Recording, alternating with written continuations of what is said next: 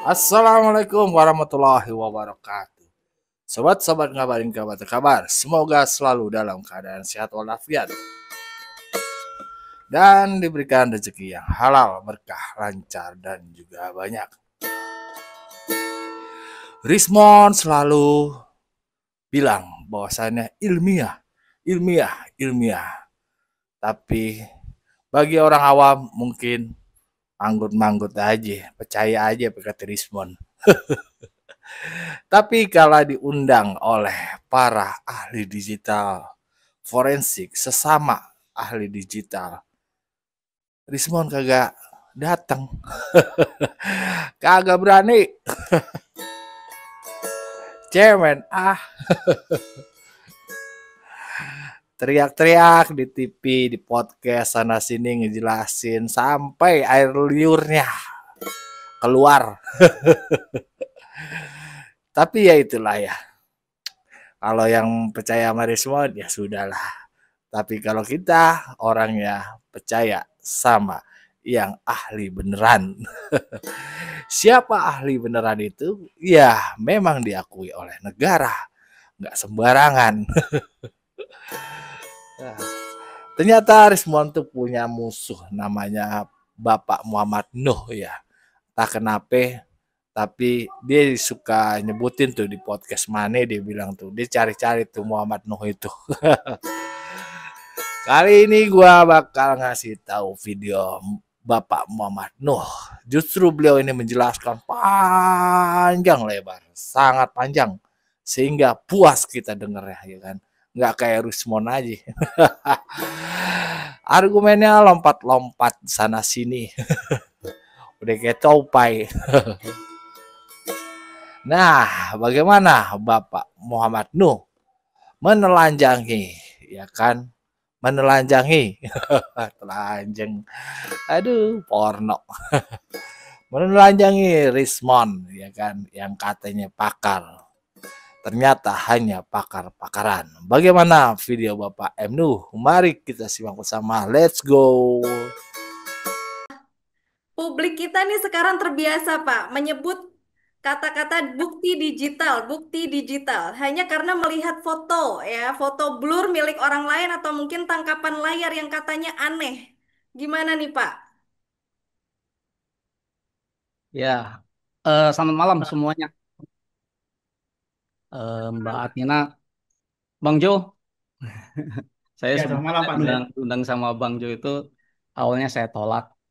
Kemudian cuman dalam benak kami berdua, selain saya silaturahim sama Bang Joshua, saya juga pengen memberikan sedikit literasi tentang digital forensik supaya masyarakat Indonesia itu tidak menganggap digital forensik itu gampang sekali menyebut dirinya ahli tapi tidak ada pengalaman. Jadi seperti ini, Mbak Atina.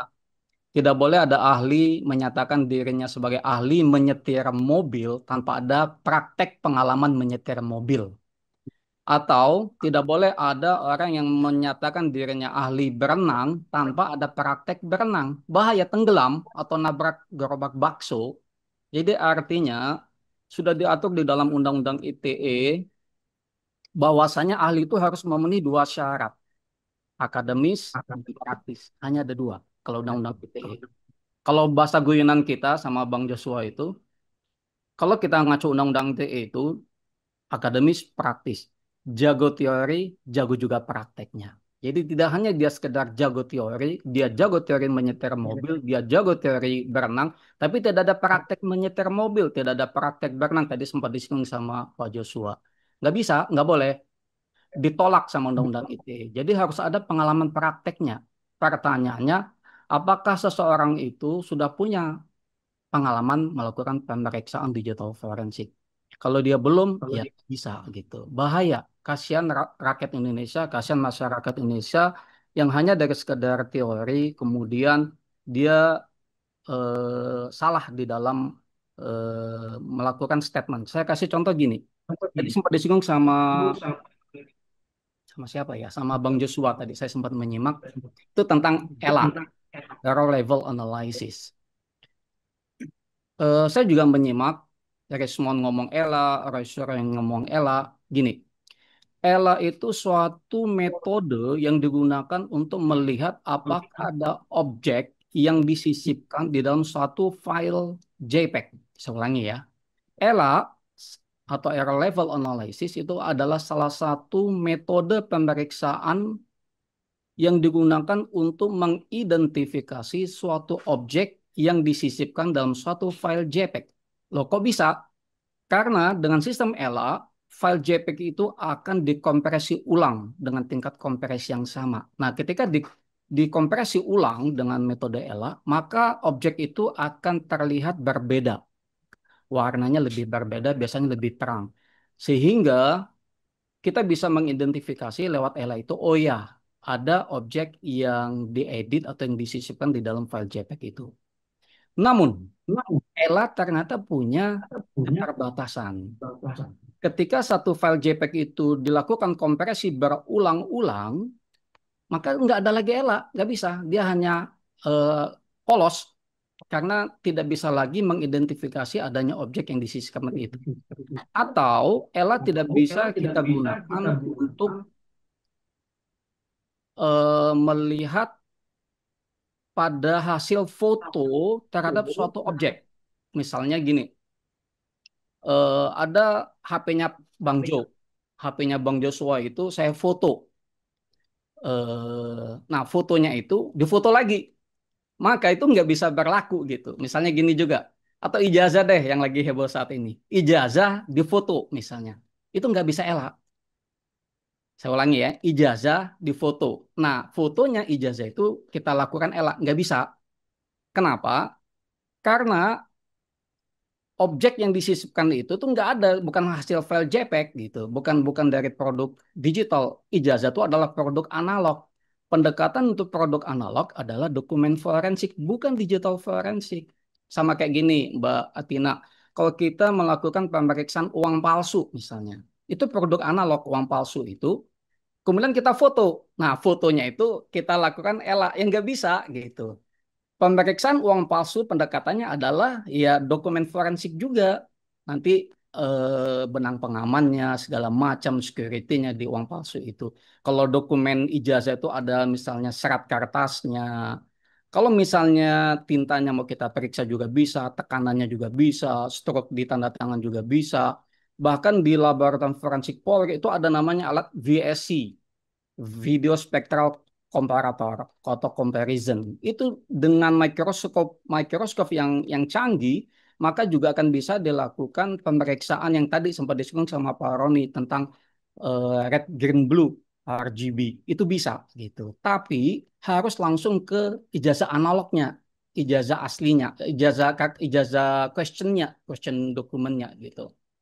Nah, eh sebentar, saya lihat lagi catatan. Oh ya, sempat disinggung tadi sama Mbak Atina dan Bang Joshua tentang kompetensi. Nah, ini asik sekali nih kompetensi.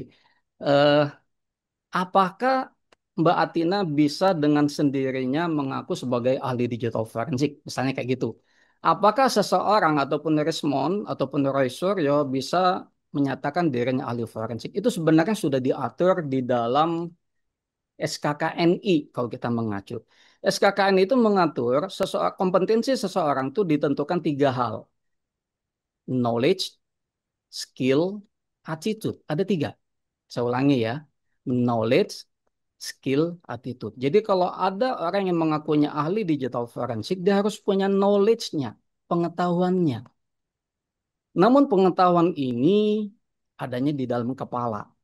Kita nggak tahu gitu knowledge itu. Apakah Bang Joshua punya knowledge yang dalam? Kita nggak tahu karena itu ada di dalam kepala. Bagaimana kita bisa tahu? Ada 2. Ketika dia berbicara dan ketika dia menulis, mengeluarkan produk hasil pemeriksaannya atau bukunya atau jurnalnya. Baru kita tahu bahwasanya oh dia punya knowledge yang dalam. Tapi kalau dia tidak tidak ada karya tulisnya, terus tidak ada juga di dalam pembicaraannya knowledge yang dalam, ya kelihatan. Kemudian skill. Skill itu adalah keterampilan ketika dia mengulik. Jadi kalau bahasa kita tuh sama teman-teman itu mengulik. Ketika dengan berbagai aplikasi, operating system, Windows, Linux, kemudian coding misalnya, itu skill. Kemudian attitude. Nah, ini attitude-nya yang tadi sempat disinggung sama Pak Roni, juga sama Pak Joshua. Attitude-nya adalah integritas, sikap kerja. Integritas itu artinya apa? Tidak boleh kita itu tidak independen. Harus independen. Menyatakan 2 tambah 3 adalah 5. Itulah integritas. Tidak bisa dibeli. Misalnya karena ada yang bayar 2 tambah 3 jadi 6. Atau 2 tambah 3 jadi 4. Nggak bisa gitu.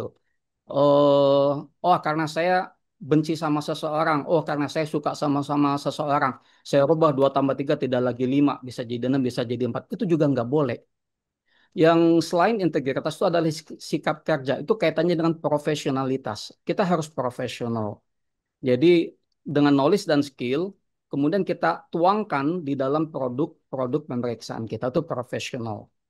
Kemudian kompetensi juga tadi yang sempat saya singgung itu adalah diatur di dalam Undang-Undang ITE.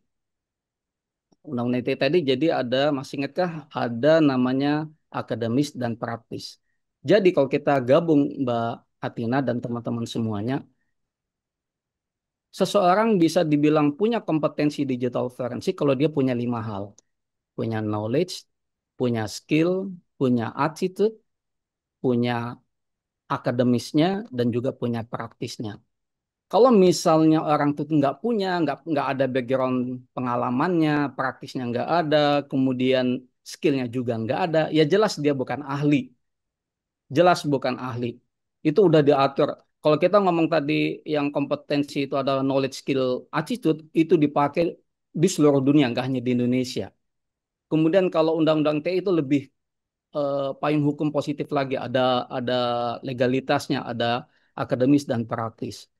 Jadi harusnya eh, seseorang itu tidak boleh dengan sendirinya mengaku-ngaku sebagai ahli digital forensik kalau dia belum memenuhi 5 hal ini. Aneh gitu. Kalau hanya sekedar menilai hasil karya itu nggak bisa juga gitu.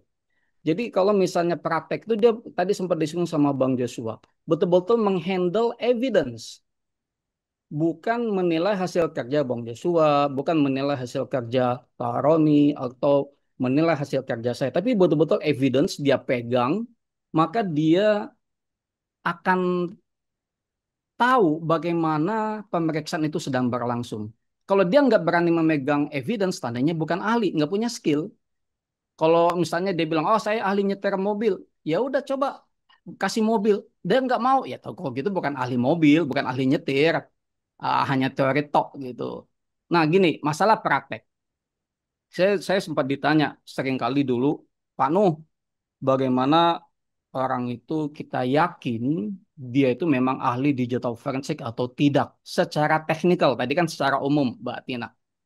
Secara teknikal itu saya bilang, coba aja tanya 3 hal. 1, red protect. 2, forensic imaging. Yang ketiga, hash. Tanya itu 3 hal itu. Kalau dia bisa jawab 3 hal itu, iya. Dia memang punya pengalaman pemeriksaan digital forensik.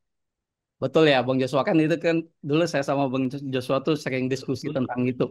Jadi 3 hal itu dasar banget, itu teknikal. Jadi yang tadi kan masih umum tuh Mbak Atina yang knowledge, skill, attitude, akademis, praktis. Nah, kalau misalnya mau teknikal lagi, kalau misalnya ada Rismon yang datang, misalnya Rismon datang, tanya sama Rismon, tahukah dia tentang red protect, memproteksi penulisan? Karena itu penting sekali. Kita tidak boleh menghandle evidence kalau itu tidak ada red protect, karena nanti akan ada perubahan di dalamnya. Bisa hardware, bisa software, red protect. Forensic imaging, tanya sama dia, tahu nggak dia forensic imaging? Kalau dia ngomong tahu, jelaskan bagaimana proses yang berlangsung di dalam kegiatan forensic imaging, karena itu sangat sangat dominan sekali, pelajaran yang mendasar bagi siapapun S1, S2, S3 ataupun kursus kalau dia mau belajar tentang digital forensik.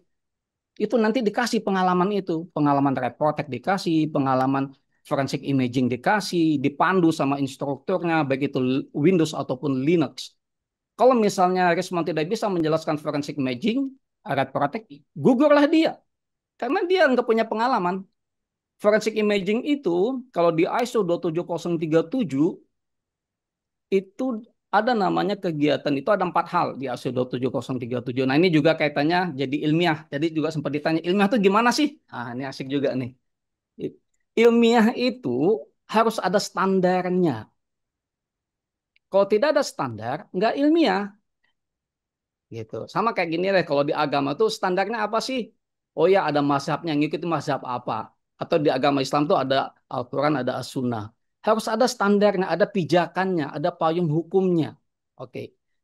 Di dunia internasional supaya memiliki perspektif yang sama tentang digital forensik, makanya diatur di dalam satu standar internasional namanya ISO 27037.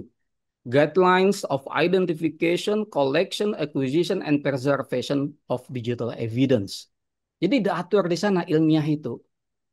Jadi kalau misalnya Rismond ngomong ilmiah, tanya standarnya apa?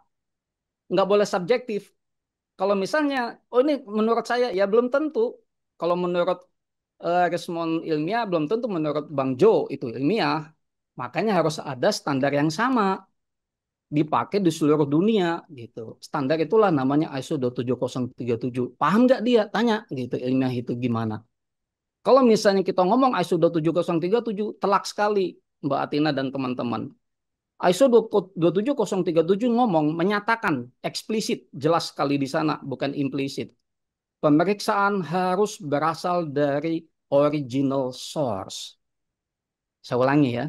Pemeriksaan harus berasal dari original source, sumber yang sesungguhnya. Tidak boleh yang bukan dari original source. Contohnya gini, misalnya di internet ada capture WhatsApp Bang Joshua sama Pak Roni. Kemudian saya disuruh periksa. Saya tolak. Itu capture. Gak bisa. Jadi kalau misalnya saya diminta periksa capture WA yang ada di internet antara Bang Joshua sama Pak Roni, saya tolak. Saya harus minta original source-nya. Sumber yang sesungguhnya. Nah, original source misalnya tuh dari hard disk ya, yang simple. Maka hard disk itu akan dilakukan kegiatan forensic imaging. Nanti hasilnya adalah image file. Identiknya nanti dilihat dari nilai hash, verifikasi nilai hash. Makanya 3 hal dasar tadi itu penting sekali untuk mengetahui apakah orang itu memang benar-benar peneliti atau pemeriksa digital forensik atau ahli digital forensik atau abal-abal. Kalau dia tidak bisa menjelaskan 3 hal dasar tadi, ya abal-abal kalau bahasanya Bang Joshua, pakar-pakaran gitu ya. Dia harus paham 3 hal tadi, dasar banget, teknikal banget. Jadi saya sama kayak Bang Joshua, kalau kita mulai digital forensik itu sama instruktur, dosen, itu dikenalkan yang namanya red protect dikenalkan, yang namanya forensic imaging dimainkan, yang namanya apalagi tadi itu hash itu juga dikenalkan, bagaimana kita memverifikasi nilai hash. Kembali lagi ke ijazah. Kalau ijazah itu bukan dari original source, ya patah, patah. Jadi gini, saya sering kali dulu itu waktu di kasus tadi sempat disinggung juga sama Bang Joshua kopi sianida. Nah ini ada cerita juga nih. Eh Dulu September 2016 ketika Rismond itu hadir sebagai ahli dari pihak PH, eh, saya waktu itu sedang ngajar. Kemudian saya ditelepon sama jaksa penuntut umum JPU. Pak Nuh, ini dari pihak PH mau sidang konfrontasi. Oh ya boleh, saya bilang nanti saya datang. Apakah sudah persetujuan majelis hakim? Sudah Pak Nuh. Oh ya udah, saya datang. Datanglah saya siang kayaknya setelah sholat zuhur tuh saya datang ke sana. Bagi kita sebagai ahli digital forensik, pemeriksa digital forensik, pemeriksaan ulang itu hal yang lumrah, nggak ada masalah. Jadi kalau misalnya saya periksa satu hard disk, kemudian diperiksa ulang sama Bang Joshua, itu nggak ada masalah. Atau Bang Joshua periksa satu handphone, kemudian saya periksa ulang, itu juga nggak masalah, itu lumrah di dalam digital forensik. Saya sampaikan, kalau memang mau pemeriksaan ulang di dalam sidang konfrontasi tadi, harusnya pendekatannya apple to apple. Apple to apple itu ada 3 persyaratannya. Sampel ujinya sama, metodologi ujinya sama, peralatan ujinya sama. Saya ulangi ya, sampel ujinya sama, metode ujinya sama, kemudian peralatan ujinya sama. Itu yang paling bagus. Meskipun dilakukan oleh dua orang yang berbeda, di lingkungan laboratorium yang berbeda, sekalipun itu tetap hasilnya akan sama. Tapi kalau sampel ujinya berbeda, ya jelas jadi bias. Misalnya kayak gini, Bang Joshua ditimbang berat badannya 80 kilogram misalnya. Kemudian saya nggak terima, nggak mungkin Bang Joshua itu berat badannya 80 kilogram. Saya mau pemeriksaan ulang, penimbangan ulang berat badan Joshua. Tapi yang saya timbang ulang bukan badannya Bang Joshua, tapi badannya Pak Roni. Ya nggak bisa, hasilnya pasti beda. Gitu. Jadi sampel uji itu penting sekali. Kalau misalnya saya tidak yakin sama pemeriksaan Bang Joshua, maka kalau saya diminta pemeriksaan ulang, saya satu, mana sampel ujinya? Saya nggak mau bukan dari sampel uji yang sama. Itu diatur di ISO 27037. Harus original source atau digital evidence copy. Dua. Ya, saya ulangi ya. Harus original source. Kalau tidak dapat original source, digital evidence copy. Gitu. Itu yang nilainya identik karena verifikasi nilainya ada. Nah, pada waktu persidangan September 2016, saya bilang sama Jaks, sama Rismat, sama PH, silakan ambil aja kok evidence-nya itu ada di jaksa, tinggal penetapan hakim, periksa ulang. So simple, that's it, saya bilang. Ambil aja, nggak ada masalah bagi saya. 2 tambah 3, 5, ya tetap aja 5. Nggak akan jadi 6, nggak akan jadi 4. Tapi ternyata Risman nggak mau melakukan pemeriksaan ulang. Katanya pemeriksaan ulang butuh waktu yang lama. Padahal kalau hanya didasarkan pada metadata, dia kan ngomongnya metadata. Itu metadata itu Bang Joshua juga tahu. Kalau hanya sekedar metadata diambil dari file satu file video itu juga hanya hitungan detik atau menit, nggak lama. Anggap aja ada hitungan menit. Udah dapat ekstraksinya, tinggal dianalisa metadata itu. Bukan hitungan hari atau minggu. Dia bilang oh bisa 2 minggu lebih. Nah, kelihatan memang nggak bisa melakukan pemeriksaan gitu. Dia hanya bisa bernarasi berbeda gitu. Yang penting berbeda gitu. Jadi mengingatkan saya sama ada satu kalimat mutiara Bang Joshua sama Mbak Atina. Itu Jonathan Swift. Jonathan Swift itu penulis Gulliver's Travel. Kata Jonathan Swift, you cannot reason a person out of something they will not reason into. Jadi kamu tidak akan bisa meyakinkan orang lain yang dia itu tidak yakin untuk itu. Kalau bahasanya itu tidak ada bukti yang bisa tidak ada sesuatu yang bisa dijadikan bukti bagi orang yang bodoh. Jadi perspektifnya yaitu eh, nggak ada yang bisa gitu. Jadi kacamatanya kacamata menurut kebenaran versinya dia. Jadi kalau ada di luar itu fakta realitas yang benar, dia nggak terima gitu. Pada waktu PK yang terakhir Oktober 2024, jaksa juga sempat nanya sama saya. Kan itu kasus itu udah PK 3 kali. Kemudian jaksa bilang, Pak Noh, sidang konfrontasi sama Risman. Oh ya nggak apa-apa. Saya ladenin nggak ada masalah kok gitu. Nggak mau juga. Dia memang nggak mau eh, adu argumentasi sama saya gitu. Saya juga bingung gitu. Maunya apa? Hanya bisa bernarasi jahat di luar. Itu fitnah-fitnah semua yang dinarasikan sama Rismond. Bagi saya, tempat terbaik, salah satu tempat terbaik untuk adu argumentasi ilmiah itu adalah di depan persidangan. Itu tempat terbaik karena netral. Ada jaksa, ada PH, pengacara. Kemudian majelis hakim di posisi yang netral, tidak memihak. Ada waktu untuk ahli dari pihak jaksa, ada waktu untuk ahli dari pihak PH. Imbang sekali, netral. Tapi ternyata Risman nggak mau adu argumentasi ilmiah di depan persidangan. Jadi kalau saya analogikan gini, kalau misalnya saya diminta sama Mbak Atina, ayo Pak Nuh, adu tinju sama Bang Joshua. Pasti kan kita nanya, adu tinjunya di mana Mbak Atina? Kalau di ring tinju kami mau, karena ada hakimnya, ada wasitnya, jelas. Tapi kalau misalnya adu tinjunya di luar ring tinju, di jalanan, itu namanya tawuran. Tawuran jadinya ribut gitu, rusuh gitu. Adanya debat kusir. Makanya ketika Bang Joshua ngajak saya sebenarnya tuh agak sungkan juga karena kan saya tuh males yang hal-hal yang kayak gini. Tapi ada kalanya juga harus saya ngomong di di sini tentang literasi digital forensik sekaligus saya juga silaturahim sama Bang Joshua. Saya udah lama sekali nggak ketemu sama dia gitu, sama teman-teman di sini. Nah, kembali lagi ke tadi sempat disinggung sama Bang Joshua apa ya? Oh ya, e-right soft. Nah, itu juga sempat sempat ditanya-tanya gitu sama gini. Saya sampai bingung ini Resmond ini ahli apa enggak ya gitu. Apa dia nggak tahu tentang namanya writing application, writing library. Ketika kita melakukan ekstraksi metadata satu file video, maka itu ada nanti komponen namanya writing application atau writing library. Nah, di kasus itu yang kita dapatkan adalah aplikasi eRedsoft. Jadi eRedsoft itu aplikasi bawaan DVR.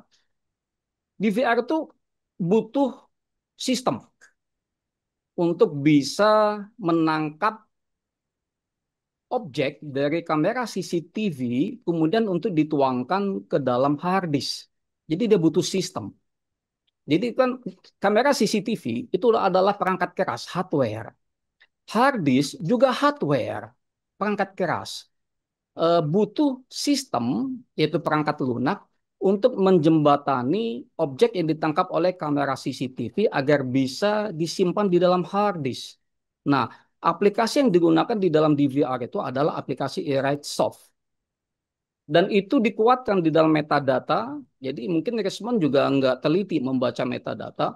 Ada di atasnya writing application atau writing library namanya director, komponen director. Director itu menjelaskan asal-usul dan penggunaan aplikasi eRedsoft di dalam ekstraksi metadata itu.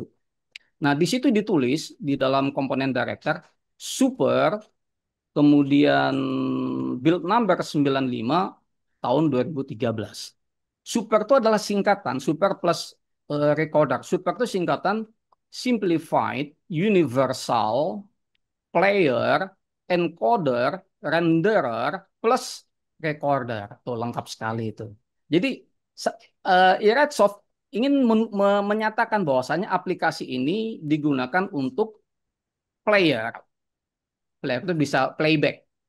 Encoder nanti di encoding untuk bisa disimpan di dalam hard disk. Kan hard disk itu kan bilangan biner disimpan di sana. Nanti kalau mau ditampilkan dia butuh renderer. Renderer itu data atau objek yang ditangkap dari kamera CCTV, kemudian nanti dirubah menjadi sinyal-sinyal video yang bisa nanti di playback. Recorder itu merekam. Jadi itu aplikasi memang bawaan DVR untuk digunakan supaya objek-objek yang ditangkap oleh kamera CCTV itu bisa ditampilkan kembali, bisa disimpan dan bisa ditampilkan kembali. Ada renderernya, ada recordernya, ada playernya, ada ada juga encodernya. Jadi lengkap sekali di sana. Tapi statement yang disampaikan oleh Rismond seakan-akan dia tuh nggak tahu apa-apa, hanya ngomong ya right soft, tapi nggak bisa menjelaskan. Ini orang nih eh, nggak jelas gitu. Jadi kalau katanya tadi Pak Rona atau Bang Joshua, memang paling enak itu kita duduk ngumpul yang memang Oh, iya. sama-sama pegiat profesional praktisi digital forensik. Jadi kita bisa ngomongnya tuh nyambung. Kita mau ngomong apa nyambung. Kalau ini enggak, ya red soft itu maunya apa ya red soft itu. Kelihatan kalau memang tidak punya pengetahuan knowledge-nya. Jadi sebenarnya knowledge itu akan bisa kita lihat ketika dia ngomong atau hasil karya tulisnya. Kalau misalnya dia ngomong, kita bisa tahu. Misalnya tadi saya menyimak Pak Roni ngomong, saya menyimak juga Bang Joshua ngomong. Kelihatan bahwasannya memang kelihatan ada knowledge-nya. Kalau misalnya skill itu harus kita lihat langsung tuh skill gitu. Tapi knowledge itu kelihatan sekali. Kemudian tadi apa yang sempat disinggung sama Mbak Atina, legalitas. Ini kan ini legal apa enggak gitu? Atau Bang Joshua tadi legal apa enggak itu? Oke. Kita akan ngomong kalau legal atau tidak legal itu adalah kalau ada regulasinya. Kalau tidak ada regulasi, ya udah lewat aja. Memang nggak ada. Tapi kalau sudah ada regulasi, itu namanya legal. Tidak mengikuti regulasi, tidak legal. Atau kalau dalam bahasa yang lain selain regulasi itu ada namanya consent, sepengetahuan. Without consent or with consent. Kalau with consent jadilah legal. Without consent illegal, tidak legal. Jadi artinya apa? Misalnya kayak gini.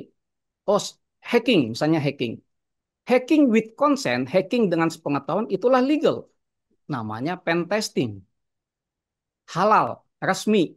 Misalnya Bang Joshua diminta, ayo Bang Joshua hacking sistem saya. Sepengetahuan saya. Artinya hacking with consent. That's pen testing. It's legal. Legal gitu. Tapi kalau misalnya Bang Joshua ngehack sistem saya tanpa sepengetahuan saya, itu namanya illegal. Itu juga juga eh, tadi yang masalah legalitas. Jadi kalau misalnya tadi sempat disinggung sama Bang Joshua apa ya tadi? Periksa ijazah tapi tanpa sepengetahuan orang yang punya ijazah, kan aneh juga. Jadi ngehack sistem Bang Joshua tapi tanpa sepengetahuan Bang Joshua, kan aneh juga gitu. eh, Google itu aja with consent. Ayo hack sistem saya, nanti kalau bisa ketemu bugs-nya, bugs bounty, nanti saya kasih duit kata Google. Memang sepengetahuan with consent gitu. eh Kalau satu lagi tadi Pak, regulasi. Regulasi itu menyatakan untuk legalitas maka diaturlah banyak hal. Nah, misalnya gini, eh ada namanya di ISO 27037 itu chain of custody. Itu salah satu dasar dalam dunia forensik, chain of custody. Jadi ketertelusuran rantai atau keberadaan eksistensi dari evidence, dari barang bukti. Itu regulasi yang kental sekali, yang seluruh dunia internasional termasuk Indonesia menggunakannya. Misalnya gini, kalau di Indonesia itu bentuk chain of custody di penyidikan itu dimulai dari berita acara penemuan di TKP. Kemudian disita ada namanya berita acara penyitaan. Kalau misalnya dari penggeledahan, berita acara penggeledahan. Kemudian lanjut ke berita acara penyitaan. Kemudian ada lagi nanti kalau diserah terimakan ke lapor, lapor Barreskrim Polri, maka itu ada berita acara serah terimanya. Jadi itu lengkap. Chain of custody-nya bentuknya itu dalam bentuk berita acara sesuai dengan hukum positif KUHP yang ada di Indonesia. Sampailah nanti ketika diperiksa, diperiksa juga ada SOP-nya. Jangan lupa Mbak Atina sama teman-teman, Puslapor itu sejak 11 tahun yang lalu itu sudah terakreditasi ISO 17025. Saya ulangi ya, sejak 2014 artinya 11 tahun yang lalu sudah terakreditasi ISO 17025 sebagai laboratorium penguji. Dan itu nggak gampang. Jadi kalau kita ISO 17025 itu kita harus memenuhi banyak persyaratan, kompetensi SDM-nya, metode ujinya, peralatan ujinya, lingkungan laboratoriumnya, manajemennya. Itu nanti datanglah asesor dari Komite Akreditasi Nasional datang. Nanti dilihat semua komponen-komponen sesuai ISO 17025. Kalau memenuhi maka akan dikasihkan akreditasi. Kalau tidak memenuhi, fail, tidak bisa diberikan akreditasi. Nah, Puslapor khususnya digital forensik itu sejak 2014, 11 tahun yang lalu sudah terakreditasi. Jadi pemeriksaan di sana ada SOP-nya, ada panduannya, tidak boleh subjektif mengikuti si A, si B, si C, enggak. Harus rigid sekali ada patokannya, dan patokannya itu salah satunya mengacu ke ISO 27037 yang tadi yang sempat saya singgung tadi. Nah, kalau misalnya Rismon, apakah dia mengacu ke sana gitu? Kalau dia memang punya lab, apakah labnya itu ISO 17025 accredited? Kalau dia menggunakan metode uji, apakah metode ujinya itu sudah mengacu ke ISO 27037? Kalau dia menggunakan sampel ujinya itu valid enggak gitu? Dari original source enggak? Atau digital evidence copy enggak? Oke, dia ngomong dia peneliti. Oke, kalau peneliti dia mengacu ke SKKNI enggak? Dia mengacu ke Undang-Undang ITE enggak? Jadi tidak boleh ada orang yang tidak jelas statusnya. Tadi sempat disinggung juga sama Bang Joshua. Statusnya aja S2, S3 Yamaguchi juga sudah nggak jelas gitu. Gimana mau ngomong hal yang lebih jelas gitu. Eh, jadi eh, di dalam konteks ini kita itu harus apa ya, berpikir logik gitu. Berpikir logik itu adalah sesuai dengan fakta. Eh, itu logic thinking itu sesuai fakta, sesuai dengan keilmuannya, sesuai dengan sains. Kalau misalnya yang tadi sempat saya singgung di awal, ELA, error level analysis, begitu begitu Rismond dan yang lain menyebut ELA, saya tuh bingung loh, ke ELA di hasil jepretan ijazah nggak bisa gitu. Ella itu di file JPEG yang kalau misalnya diedit sama Bang Joshua, nanti saya diminta periksa, nah baru saya bisa dapat. Tapi itu juga dengan persyaratan tidak dilakukan kompresi berulang di file JPEG itu, nanti hilang gitu. Apa ya, batasan pikselnya tuh hilang gitu. Kalau misalnya ijazah di foto kemudian Ella tuh aneh banget gitu. Dari mana ilmunya gitu. Teorinya sudah nggak pas gitu. Ibaratnya teori berenangnya itu sudah nggak pas, gimana kita lihat dia praktek renangnya gitu. Kemudian tentang tadi RGB yang dijelaskan Pak Roni itu juga betul. Red green blue itu tiga, tiga, tiga garis imajiner yang nanti menyusun sekian banyak warna. Ada juga kalau di CCTV itu YUV yang menyusun warna. Y itu menyusun Y itu prominence yang mewakili tingkat brightness kecerahan sama nilai gray. Ada UV itu kaitannya dengan blue dan green. Jadi kaitannya bagaimana nanti itu akan apa ya, membentuk warna-warna yang akan ditangkap oleh kamera CCTV. Dan tadi juga sempat disinggung sama Bang Joshua, ada banyak video yang menyesatkan di apa channel YouTube-nya. Ya, begitulah. Orang akan bisa melihat kualitas orang itu bisa dilihat dari ngomongnya, gitu. Saya ulangi, kualitas orang itu bisa dilihat dari ngomongnya. Kalau ngomongnya tidak ilmiah, kemudian ngaku ilmiah, orang tuh bingung nih ilmiah dari mana, ngomongnya aja tidak ilmiah. Kemudian ketika menuduh itu sudah nggak bisa lagi. Di dalam ilmiah itu tidak boleh menuduh. Tadi sudah disinggung sama di awal sekali sama Bang Joshua. Ilmiah itu tidak boleh menuduh, ilmiah itu fakta gitu. Baik, baik Pak Makanya Nuh. diatur di dalam ISO 27037 dan ISO 17025. Misalnya kayak gini, ada tuduhan apa gitu di itu, bahwasanya telah dilakukan penghilangan frame. Tidak ada gitu. Udah dijelaskan tapi dia memang ya gitulah, kata Jonathan Swift itu, tidak ada sesuatu yang bisa dijadikan bukti bagi orang bodoh gitu. Pusing sendiri gitu jelasin gitu. Ya perspektifnya hanya benar menurut perspektifnya dia. Oke, gitu aja Mbak Tina. Makasih Bang Jo, Pak Baik, Roni. sebentar Pak Nuh. Kalau prosedurnya sudah resmi nih, variabel yang menjadikan seorang itu ahli forensik digital banyak sekali. Variabel-variabel untuk uji forensik digital atau uji forensik juga variabelnya sangat banyak sekali. Nah, Pak Nuh, lantas apa nih resiko yang kita hadapi sebagai negara ketika klaim-klaim yang mungkin narasi-narasi forensik digital ya disebarkan oleh pihak-pihak yang barangkali tidak kompeten, lalu dipercaya publik secara luas? Apakah hal-hal semacam ini bisa menjadi ancaman terhadap kepercayaan publik terhadap institusi, bahkan mungkin stabilitas nasional? Sebentar ya, saya bacakan ada data sebentar. Oke.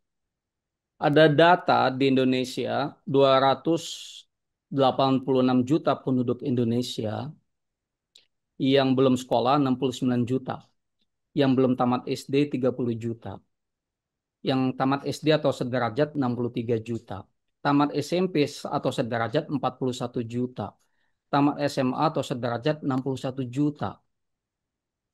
Jadi artinya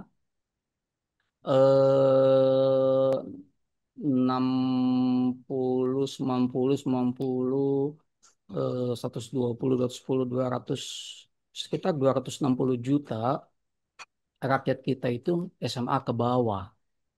Jadi itu menunjukkan memang riuhnya sosmed. Eh, S1 itu 964.000 tamatan S1, S salah. S1 13.500.000, S1 13.500.000, S2 lebih kecil lagi 900.000, S3 69.000. Jadi memang logic thinking yang ada di mohon maaf yang ada di masyarakat Indonesia tuh belum belum belum belum apa ya, belum bisa dikarenakan memang tuh terkait dengan tingkat pendidikan, keberterimaan suatu informasi. Misalnya gini, saya sering bilang kalau kita dapat informasi, stop dulu di kita. Kita cek apakah informasi ini benar atau tidak. Kalau memang itu benar, tanya lagi, apakah perlu kita sebarluaskan atau tidak? Gitu. Adakah manfaatnya saya share atau tidak? Kalau misalnya informasi itu keliru, ya sudah stop di kita, jangan disebarluaskan. Itu belum tentu menjadi pegangan bagi masyarakat Indonesia. Makanya adanya forum ini, adanya forum-forum yang lain yang sifatnya literasi digital bagi masyarakat Indonesia itu bagus sekali. Inilah salah satu alasan saya ketika diajak Bang Joshua, hadir yuk, hadir gitu. Oh ya boleh, saya hadir. Saya anggap ini adalah kesempatan yang baik untuk memberikan pencerahan literasi digital, khususnya digital forensik bagi orang Indonesia, bagi masyarakat Indonesia. Jangan sampai masyarakat Indonesia itu hanya dijejali narasi-narasi fitnah keji dan jahat yang mengaku-ngaku ahli digital forensik, padahal itu nggak jelas gitu. Tadi yang sudah kita jelaskan tadi, kasihan masyarakat Indonesia belum tentu mereka seperti logic thinking yang tadi kita sampaikan tadi. Jadi Bang Joshua, terima kasih. Mbak Atina, terima kasih. Pak Roni, terima kasih yang sudah eh, membuat satu forum bagus ini meskipun online. Tadi tadi juga sempat saya join sama Bang Joshua. Nggak ada offline-nya yang gini. Biar saya lihat ngobrol-ngobrol kita sambil canda-canda gitu. Karena offline itu biasanya sama sambil canda-canda, saling nimpali. Tapi wah ini nggak ada waktu, Pak Anu, ya udahlah online gitu. Mungkin lain waktu Bang Joshua kalau misalnya kita offline komunitas ini kita ngobrol-ngobrol mungkin lebih serius lagi, nggak apa-apa, bagus juga gitu. Sambil disiarkan, direkam, kemudian disiarkan menjadi pembelajaran bagi masyarakat Indonesia tentang digital forensik. Penting sekali masyarakat Indonesia itu memahami digital forensik, jangan sampai apa ya terbawa emosi. Jadi logic thinkingnya hilang. Logic thinking itu juga bisa hilang kalau kita terbawa emosi. Misalnya saya nggak suka sama Bang Joshua. Ya udah, apapun yang disampaikan Bang Joshua saya nggak terima. Hilanglah logic thinking saya. Padahal itu adalah kebenaran. Atau ada yang membayar saya. Ini Pak Nuh, yang penting berbeda dengan Bang Joshua. Saya kasih 1 miliar. Ya udah, saya terima 1 miliar. Saya serang tuh Bang Joshua gitu. Itu juga akan hilang logic thinkingnya. Nggak boleh juga. Nah, masyarakat Indonesia harus tercerahkan. Jangan melihat hanya hitam dan putih gitu. Nah, itulah hadirnya DF Talk ini untuk memberikan pencerahan kepada masyarakat Indonesia tentang digital forensik. Hati-hati jikalau ada klaim yang mengaku-ngaku ahli digital forensik padahal tidak punya komunitasnya, kan aneh juga gitu. Kalau misalnya mancing mania aja ada komunitasnya gitu. Mancing aja ada komunitasnya. Oh, saya jago mancing, pasti tanya, biasanya mancing di mana Pak Nuh? Temennya siapa aja, kan iya memang jago mancing ada komunitasnya. Kalau misalnya otomotif suka sama Vespa ada juga komunitasnya, komunitas Vespa. Lo ngaku ahli digital forensik nggak ada komunitas, aneh banget, komunitasnya mana gitu. Kalau Bang Joshua, oh, kata Bang Joshua saya ahli digital forensik, saya tahu ada komunitasnya dan saya adalah salah satu temennya Bang Joshua. Jadi eh, sangat aneh bagi ahli yang ngaku ahli tapi nggak punya komunitas gitu. Aneh sekali gitu. Kemudian mulutnya tidak ada attitude, serang sana, serang sini, fitnah-fitnah sini, tapi nggak pernah menjelaskan secara ilmiahnya apa gitu. Diajak, ini juga tadi kata Bang Joshua, nanti ada Rismon Pano, ayo gitu. Saya juga lihat tadi mana ya partisipannya nggak ada juga muncul gitu. Asik juga kalau ada respon yang dia bilang macam-macam itu ya kita langsung patahkan di sini gitu.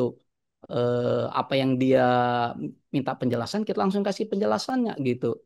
Malah gini, dulu waktu dia hadir di September 2016 malah dia yang bikin masalah. Gini, ada satu kamera CCTV. Oh, saya nggak salah channel channel 9 waktu itu yang dia tampilkan. Dia cerita diambil dari YouTube. Padahal kita tahu kalau YouTube itu sudah mengalami 3 kali distorsi. Distorsi ketika direkam langsung sama awak media TV. Distorsi yang kedua kita ketika diupload ke YouTube.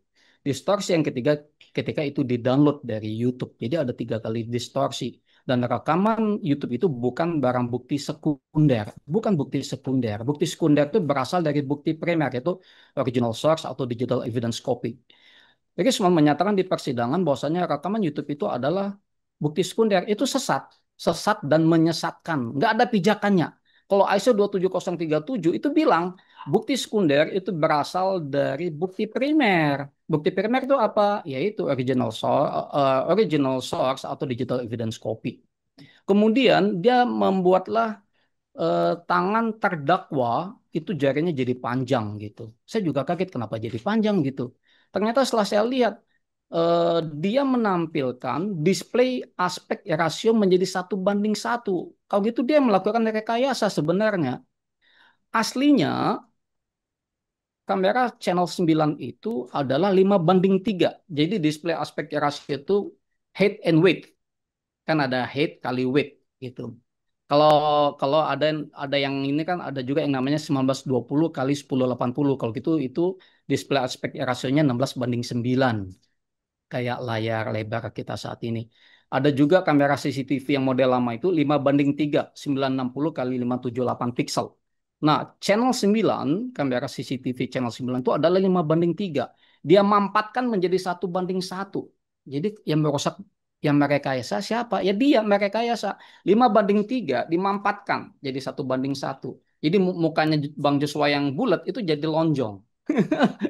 Ini Jadi tangannya nenek lampir katanya itu. iya, jari tangannya jadi panjang-panjang, lehernya Mbak Atina jadi panjang, jadi tinggi karena dimampatkan 1:1. Jadi dia yang merekayasa evidence gitu. Nah itu kalau dia hadir, kita tanya itu kenapa jadi 1:1 gitu. Yang awalnya 5:3, kenapa dia mengubah evidence? Malah yang dia yang mengubah evidence eh, dari 5:3 menjadi 1:1 display aspek rasionya kayak gitu. Ya, bagaimana tadi video Bapak M Nuh? Menurut gua sih puas kita mendengar ya. Panjang lebar ya kan. Enggak kayak Rismond tentang lompat sana lompat sini. Entar fontnya, entar fotonya, entar kertasnya, dari ijazah lompat ke skripsi. Yang dituduh ijazah, yang dikomentarin skripsi. Bagaimana menurut sobat-sobat? Berikan komentarnya di kolom komentar. Wassalamualaikum warahmatullahi wabarakatuh.